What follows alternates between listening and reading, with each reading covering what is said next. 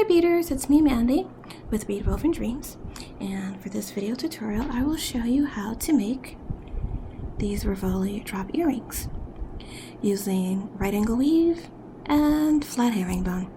So I'll demonstrate the flexibility of using right angle weave to set a Rivoli or any stone or any cabochon that you're working with. It's very flexible, and if you're familiar with setting a stone or Rivoli with peyote, you know you have to get that initial number of beads for that initial ring just right, or as you build you'll find that your Rivoli setting will be too big or too small for whatever you're setting.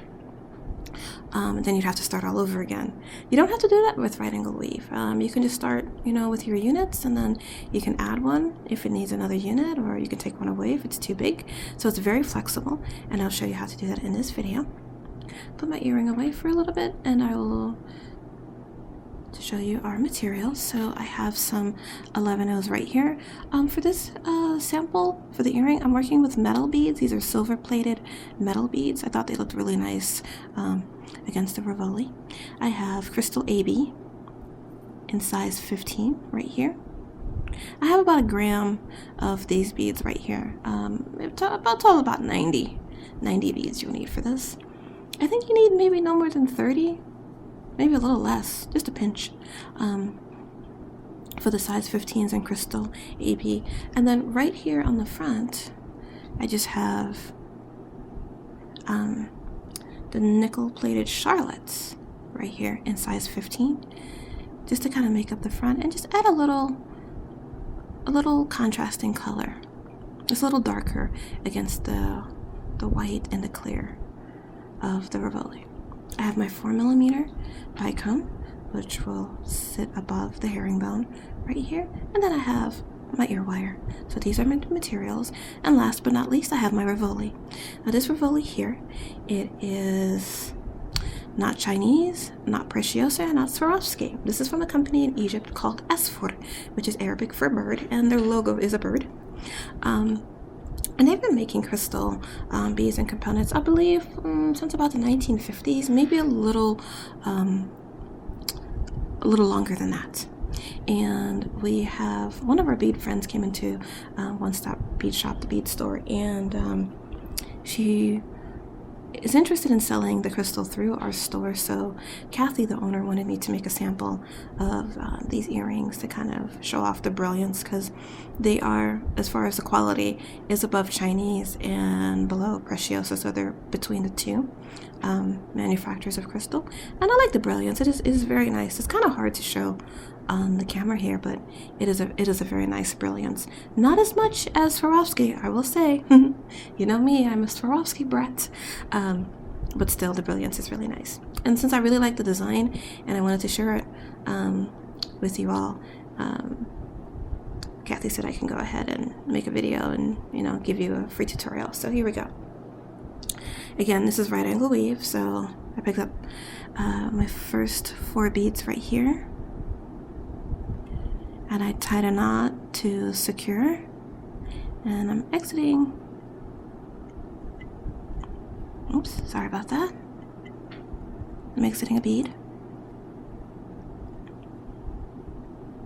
This bead right here. So now I'm going to pick up 3 beads.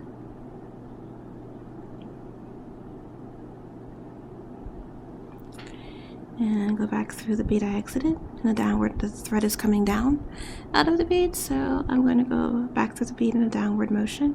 And if the thread was going up, I would go through the bead in upward motion, just like right angle weave. And I'm reinforcing these beads as I go, reinforcing each unit as I go. I don't think you'd really have to. It's just that with the metal beads, they are hollower than a regular, glass seed bead. So I just reinforce each unit, like I said, as I go. And therefore I'll just keep adding units. So I have 2 units right here. Okay. And I have another strip that I've already completed right here. It's about 10 units, I believe. 1, 2, 3, 4, 5, 6, 7, 8, 9, and 10. Alright, 10 units. And again, like I said, right angle weave is very adjustable, so we can adjust it. So here's my Rivoli right here. And I'm going to see if I can wrap it all the way around, if it'll meet. Nope.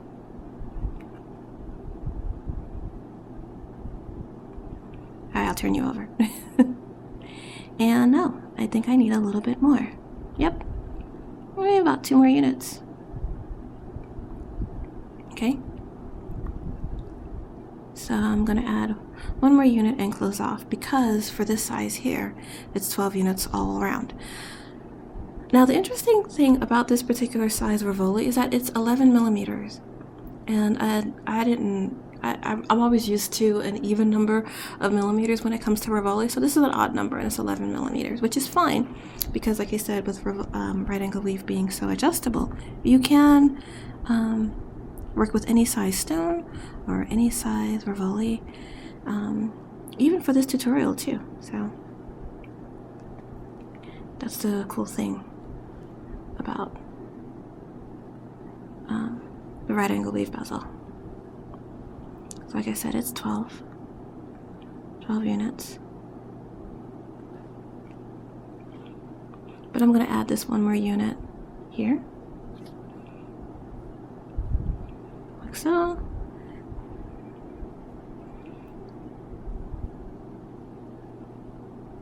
Okay. And I'm going to turn the Rivoli over.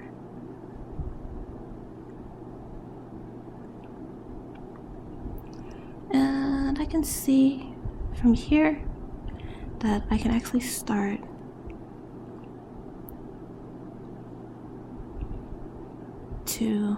I can actually close it with 1 more unit, connecting the 2 units together. It'll fit perfectly. So that's how you can tell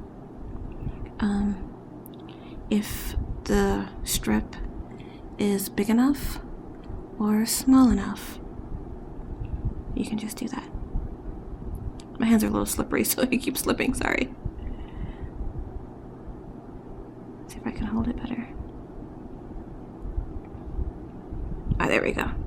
And so I can see that with just connecting the 2 units here, the beginning and the end with 1 more unit, that it'll fit pretty well. Alright, so from what I do from here is I pick up, I'm exiting this bead right here, and my thread is coming up.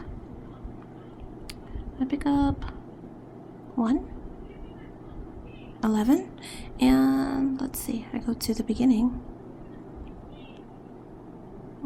of the right angle weave strip.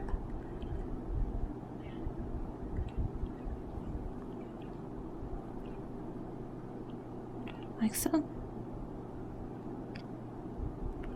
So with my thread going up out of this bead right here at the end, I pick up 1 bead and I come down through this bead here at the beginning of the right angle weave strip, and I pick up 1 more bead and I go back through the bead on the end that I had exited. Just like, oh, sorry. Caught myself there with a needle. Seems like a favorite habit of mine. Let's see. So this is the 1 unit right here. Just closing off the overall strip, just connecting the first and the last. And I'm going to reinforce these beads here. There's 1, 2, 3, and 4. Just stitch through these beads and reinforce them. Don't worry about your tail getting in the way, you'll cut that off later. And that's why I tied the knot in the beginning, to secure it.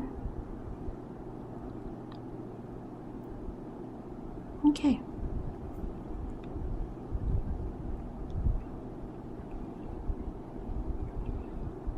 And you want to pull. You don't want to yank, you just want to pull. Pull your thread through. I got something tied up here.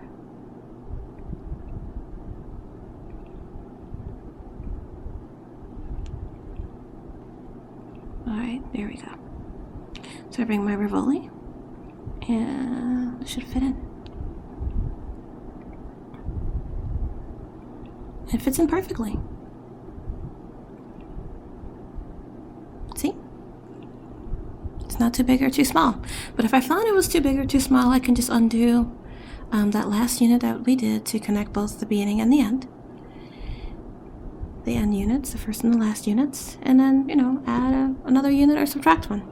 Alright, so now what we're going to do, we're going to actually work on the back. And I'm going to, my bead is coming out, my needle is coming out of this bead right here. So from here, you can either step up and go through this bead, or you can go through this bead. One of the beads here along the edge, it's left up to you. I'm going to go through this one. And from here, what you do is just like the same thing you do in peyote where you fill in the gaps. So you pick up 115 and then you fill in a gap by stitching through the next bead. And you pick up another 15 and you fill in the gap by stitching through the next bead, and you just go, you keep going all the way around. Alright, so I picked up this is my last 15-0, and I'm gonna go, because this is the last gap to fill, stitch to the next 11-0. So all of my gaps are filled with 15s.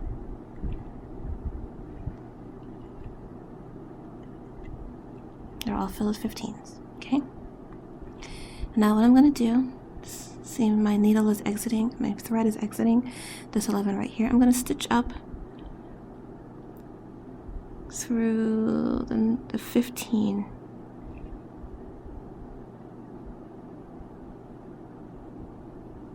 There we go.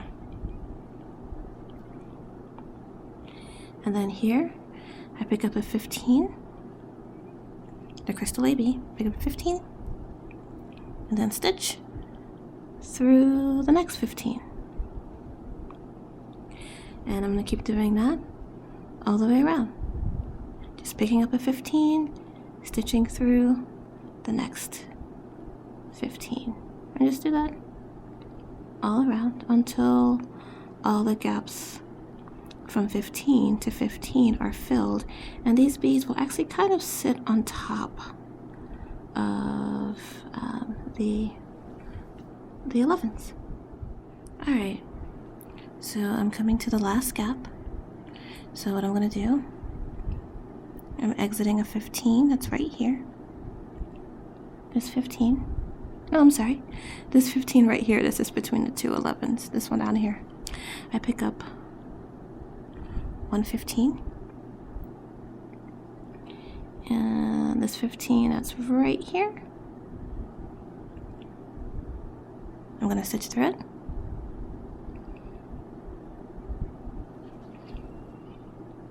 And exit. And then from here,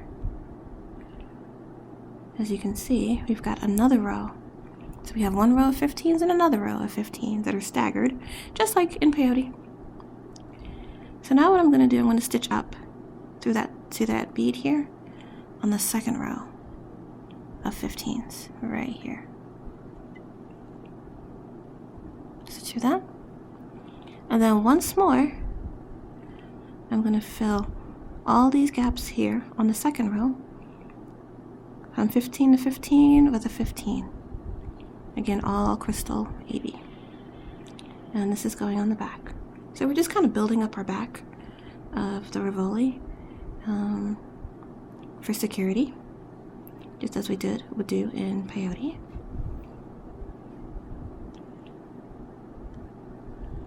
Just 15 to 15. Alright, so I'm going to fill up the last gap here, picking up my last 15 and going from 15 to 15, just that last gap right here.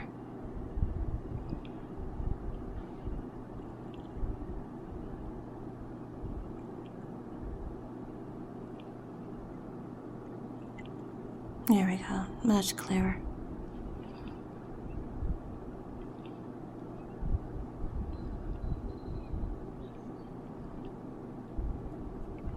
Alright, so now it's all built up on the back. And then what we do, pop our little Rivoli in. And you see he fits nice and snug.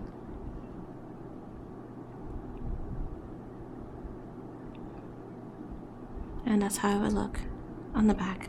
Same thing with this sample here. But that's how it looks. Okay? So now what I'm going to do, stretch it out a little bit. There we go, much better. Is I'm going to weave my needle. Let's see, hold on.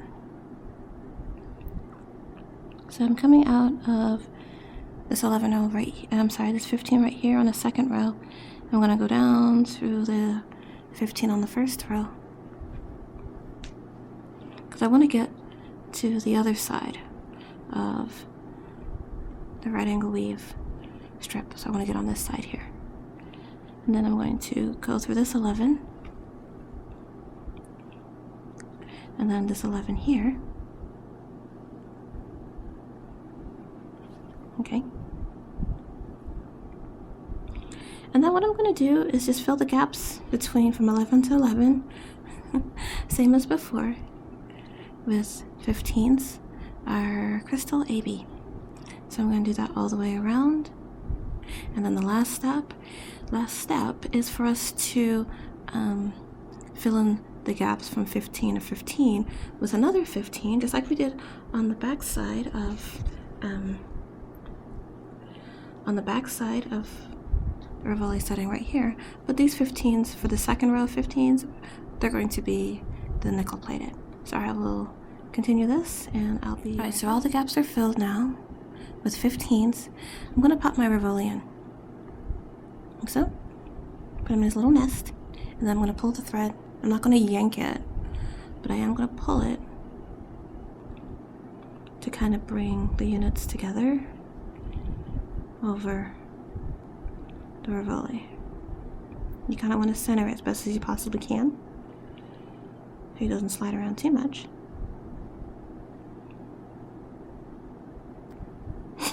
He just popped right out. Try again.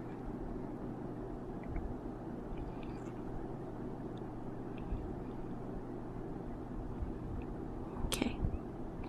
So now with our Rivoli in, you want to go from 15 to 15 with another 15.